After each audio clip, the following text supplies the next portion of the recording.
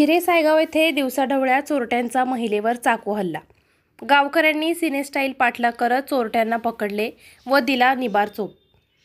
गंगापूर तालुक्यातील शिल्लेगाव पोलीस ठाणे हद्दीतील शिरे-सायगाव येथील गावात राहणाऱ्या एका महिलेवर गावात भिक्षा मागणाऱ्या चोरट्यांनी घरात कोणी नसल्याचे पाहून महिलेच्या 1.5 महिना वयाच्या मुलाच्या गळ्याला चाकू लावून कपाटाच्या चाव्या मागितल्या असता महिलेने आरडाओरडी चालू केली। त्यामुळे चोरट्यांनी घरातूनच चाकू घेऊन महिलेच्या पोटात चाकू खुपसला। मात्र महिलेने तरीही आरडाओरड चालू केली।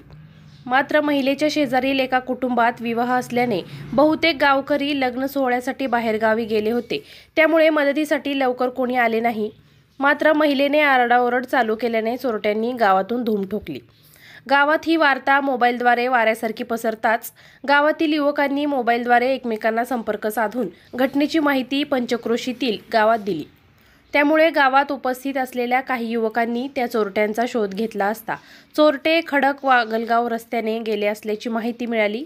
त्यामुळे वाघलगाव, शिरे-सायगाव, गोपाळवाडी, वडाळी येथील गावकऱ्यांनी तब्बल 1.5 किलोमीटर सिनेस्टाईल पाठलाग करून चोरट्यांना पकडले व निबार चोप दिला व शिल्लेगाव पोलिसांच्या ताब्यात दिले। सदर घटना दिवसाढवळ्या 11 वाजता घडली। मात्र या घटनेने पंचक्रोशीतील गावकऱ्यात भीतीचे वातावरण निर्माण झाले आहे। भगवा महाराष्ट्र न्यूज, छत्रपती संभाजीनगर।